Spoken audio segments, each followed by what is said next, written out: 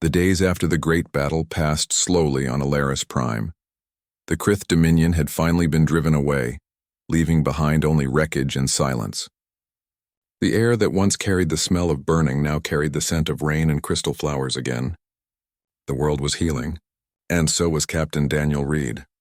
He lay in a recovery chamber made of glowing stone surrounded by gentle light.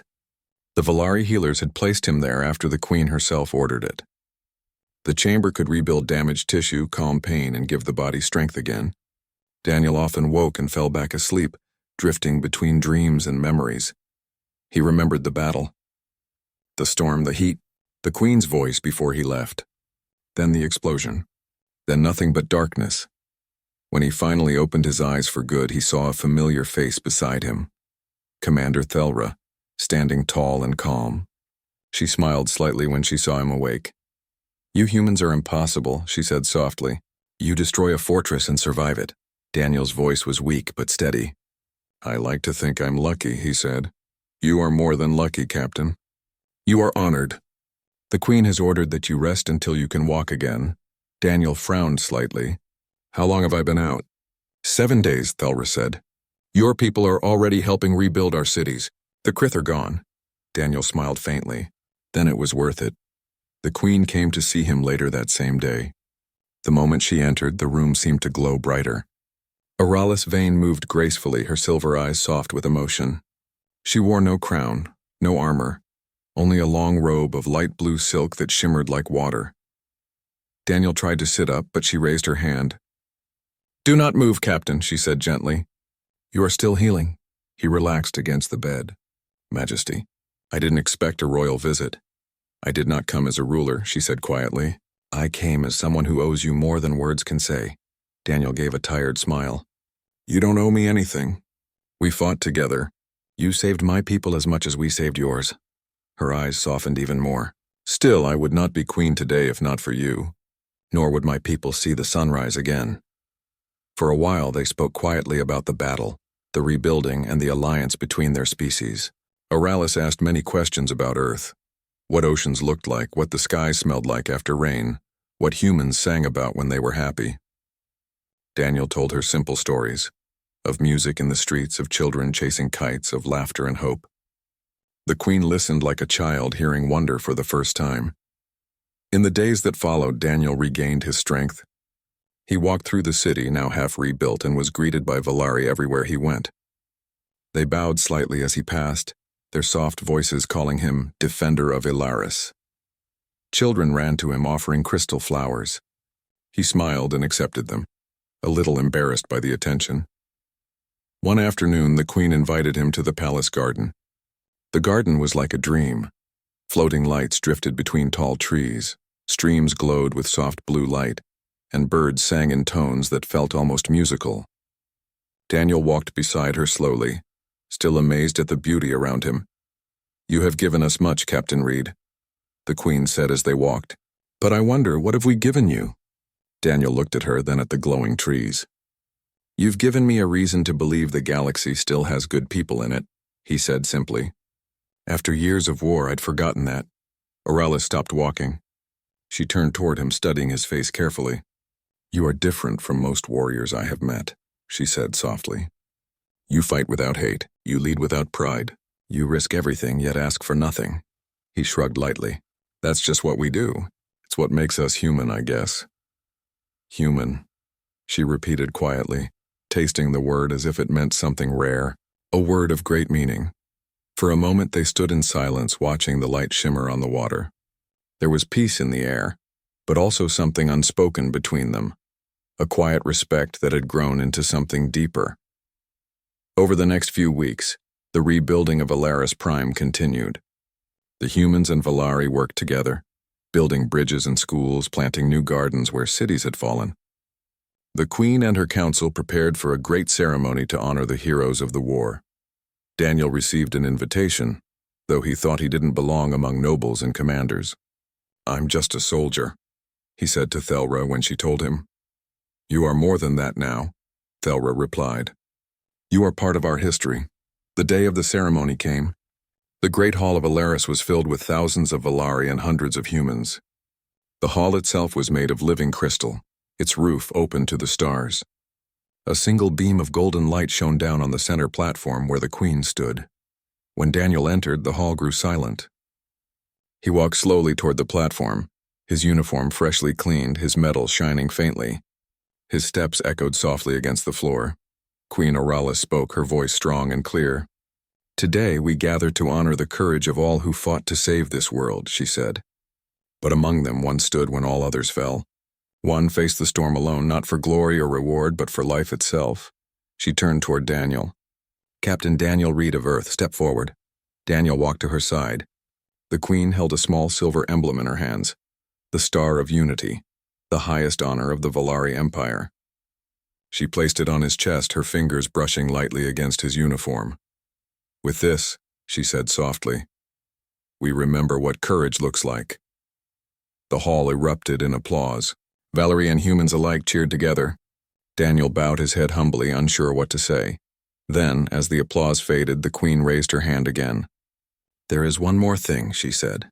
"One more gift the Valari wish to offer, a promise of friendship that cannot be broken." The crowd fell silent, waiting.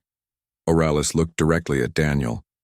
"Captain Reed," she said, her voice calm but full of emotion, "your bravery saved not just our world but my heart.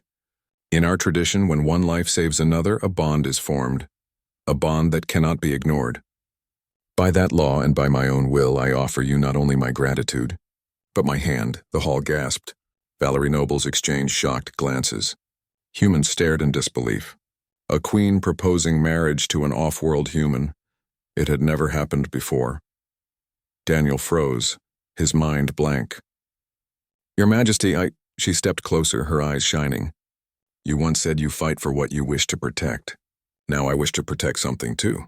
I wish to protect you, and I wish for our worlds to stand together, not just as allies, but as family." The silence in the hall was deep enough to hear the wind outside. Daniel looked into her eyes and saw no politics, no power, only honesty. Only someone who had seen war and chosen peace. "I don't know what to say," he whispered. "Say yes," she said softly. "Not for duty, but for the future." He looked around at the faces watching him.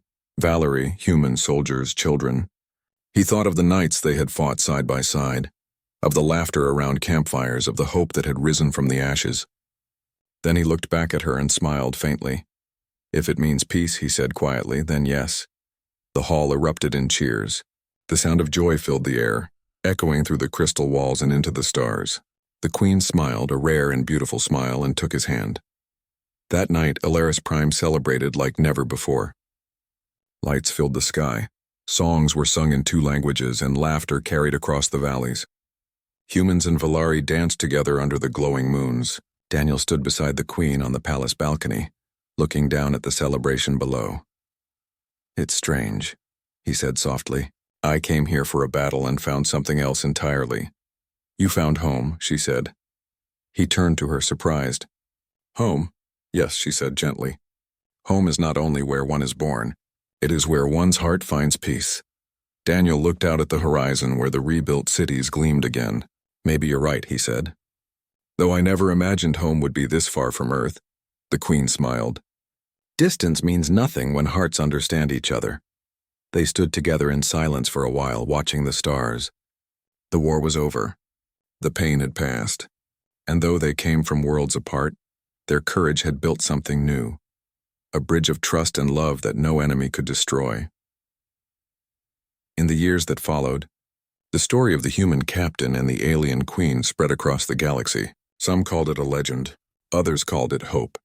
But to those who knew them, it was simply the truth, that courage can change not only the fate of worlds, but the hearts of those who live in them. And so it was said that on the world of Alaris Prime, beneath twin moons and endless stars, a human and a queen stood side by side, their hands joined, their worlds united. Proof that even in a vast and lonely universe, humanity's greatest power was never its weapons but its heart. Far beyond the quiet stars of Earth, a shining blue world called Alaris Prime floated in a peaceful corner of the galaxy. Its people, the Valari, were tall, graceful beings with silver eyes and soft crystal-colored skin. They built cities that seemed to grow out of nature, towers shaped like trees, glowing bridges across rivers of light, and gardens that touched the clouds. For centuries, they lived in peace. They had forgotten what war felt like. That peace ended the day the Krith Dominion arrived. The Krith were a race of machines and flesh, half alive and half built. They came without warning, burning whole skies with plasma storms. Their ships blotted out the stars, and their ground armies marched like thunder across the fields of Alaris Prime. The Valari military was strong, but not prepared for war on this scale. The first week cost them 3 cities and thousands of lives. Queen Oralis Vane watched her world crumble from the crystal balcony of her palace. She was proud and calm, but her heart trembled as reports came in. Families fleeing, soldiers outnumbered, defenses falling. The Valari had treaties with other galactic powers, but none dared to fight the Krith. None except one species, the humans. Humanity was still new to interstellar politics, known for their stubborn bravery and short tempers. They were smaller, weaker, and fewer in number than most galactic races. But they had something the others didn't, a will to fight when all seemed lost. When Oralis called for help, a small human fleet responded. Only 5 ships. It was not much against the Krith armada, but the humans didn't hesitate. Among them was Captain Daniel Reed, commander of the frigate Aurora's Spear. Daniel had seen many battles, but never one like this. When his ship dropped out of warp near Alaris Prime, he could see the planet's beauty: glowing oceans, silver clouds, green continents, and the ugly scars of war already spreading across them. "All right," he said quietly to his crew. "We're not letting another world burn." The Aurora's Spear and her escort ships dove straight into the Krith blockade. Human ships were smaller and faster than the enemies, and Daniel used that speed well. He ordered tight formations, sharp turns, and daring maneuvers that confused the Krith commanders. Missiles streaked across the void like stars on fire. The Krith ships, built for brute force, struggled to hit the fast-moving humans. Down below, Valari defenders watched from the surface, astonished as the humans broke through. They had expected help, not heroes. When the humans landed ground troops, Daniel personally led one of the strike teams. He wanted to see the fight himself, not from a command chair. The air of Alaris Prime shimmered with energy. The soil glowed faintly from the planet's natural crystals, and the sounds of war echoed through the once peaceful valleys. Daniel and his team moved through the ruins of a Valari city, helping civilians escape. The Valari soldiers, tall and elegant, looked at him in surprise. This human commander, covered in dust, shouting orders, carrying injured people himself. "Move, move! Get behind the transport!" he yelled as Krith drones swarmed overhead. A Valari officer, Commander Thelra, approached him. "You are their leader?" she asked, voice calm but confused. "Only when I have to be," Daniel said with a quick grin. "Right now I'm just a man who doesn't like bullies." Together they fought to protect the last shuttle of civilians. The Krith attacked in waves, firing plasma bolts that melted through metal. Daniel's team held their ground, even as ammunition ran low. When a Krith walker appeared, a massive 6-legged machine, Daniel didn't retreat. He ran straight toward it, carrying a pack of explosives. His crew shouted after him, but he didn't stop. He leapt onto the walker's leg, climbed halfway up, and set the charge under its core joint. The explosion lit up the sky. The walker collapsed in flames, and the Valari soldiers cheered. The Queen saw it all through her command screens. Her golden eyes widened as she watched the small human figure standing against a burning machine, surrounded by smoke and chaos. He looked fragile yet unstoppable. "Who is that human?" she asked softly. "Captain Daniel Reed, Majesty," one of her advisors answered. "He leads their ground forces." Oralis said nothing more, but for the first time since the war began, she felt a spark of hope. That night, the humans and Valari fought side by side.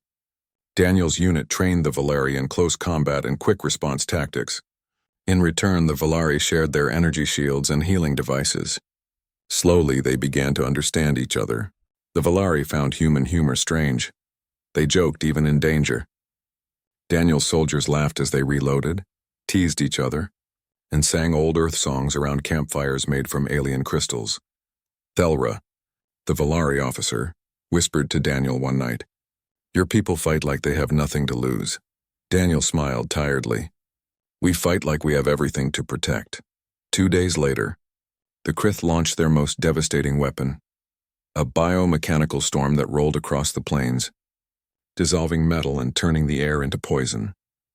The Valerie shields couldn't hold it. The Queen ordered an evacuation of the capital, but Daniel had another idea. Through intelligence reports, he discovered that the storm was powered by a generator deep inside a Krith fortress to the north. If it was destroyed, the storm would stop, but the fortress was heavily guarded, and no one had ever returned from its perimeter. Then we'll go in and come back, Daniel said simply. Queen Oralis appeared on the communication screen. Captain Reed, she said, her voice calm but full of worry. That mission is suicide. My generals refuse to send their soldiers. Daniel looked at her through the hologram. Then don't send your soldiers. Send me. The Queen stared at him in silence. His brown eyes were steady, his uniform torn, his face marked with exhaustion, yet his resolve didn't waver. You would risk your life for a world not your own? She asked. He nodded. Because your people are my allies. Because I can't stand by while innocents die. And because if someone has to do it, it might as well be me. For a long moment, Oralis said nothing. Then quietly she whispered, May the stars protect you, Captain Reed. Daniel led a small team of 6 humans and 4 Valeri through the storm. Their suits began to corrode as the acidic winds howled around them. The sky glowed a sickly green, lightning streaking in unnatural patterns. Step by step, they made their way toward the fortress, fighting through waves of Krith sentries. Inside, the corridors were alive, walls pulsing like veins, machines humming with a strange rhythm. The team planted charges along the main power conduits while Daniel searched for the generator core. They found it deep underground, a huge sphere of glowing metal and dark energy. Set the charges, Daniel ordered. As they worked, a Krith overseer appeared, a towering creature of steel and bone, its mechanical limbs clicking with each step. It fired at them, and the fight exploded in flashes of light and smoke. Daniel ducked behind cover, returned fire, and shouted for his team to fall back. The Krith's armor was too strong. One of Daniel's soldiers was hit, another trapped under debris. Daniel saw that the timer on the explosives had only 30 seconds left. He made a quick decision. He rushed forward, pulling his wounded comrade to safety, then turned back toward the core. The last thing his team saw was Daniel diving toward the generator as the explosion went off. The blast shook the ground for miles. The biostorm vanished from the sky. Across Ilaris Prime, the Valeri looked up and saw clear stars again for the first time in weeks. The Queen received the news with both relief and sorrow. The generator is destroyed, her general said. But we lost contact with Captain Reed's team. The Queen closed her eyes. The victory felt hollow. Search for him, she said quietly. Do not stop until you find him. Days passed. The Krith retreated, their forces broken. The humans and Valeri celebrated together, though their joy was incomplete. The Queen often stood by the palace window, looking toward the horizon where the storm once raged. Then, on the 4th day, a signal flickered on the screens. A search drone had found a human life sign amid the ruins. It was faint but real. Queen Oralis didn't wait for her guards or advisors. She ordered a ship at once and flew to the site herself. The air still smelled of burned metal, and the ground was black with ash. As she stepped out, her silver gown blowing in the wind, she saw him, Captain Daniel Reed, lying against a piece of broken machinery, covered in dust but breathing. Her heart leapt. She knelt beside him as medics hurried forward. Daniel opened his eyes slowly, blinking at the sight of the alien queen. Did we stop it? He whispered weakly. Yes, she said softly. You saved us all. He gave a tired smile. Good. Then I didn't come all this way for nothing. The Queen looked at this strange, fragile man, this human who had fought like 10 soldiers, who had risked everything for people he barely knew. In that moment, she felt something she hadn't felt in years. Admiration, gratitude, and something deeper she couldn't yet name. As the medics lifted him onto a stretcher, she whispered, Rest now, brave human. The stars owe you their light. She turned her gaze to the horizon, the sun rising over her restored world. For the first time in a long time, Queen Oralis Vane smiled, and somewhere deep inside her heart, a thought began to bloom, that when this war was truly over, she would not let this human go so easily.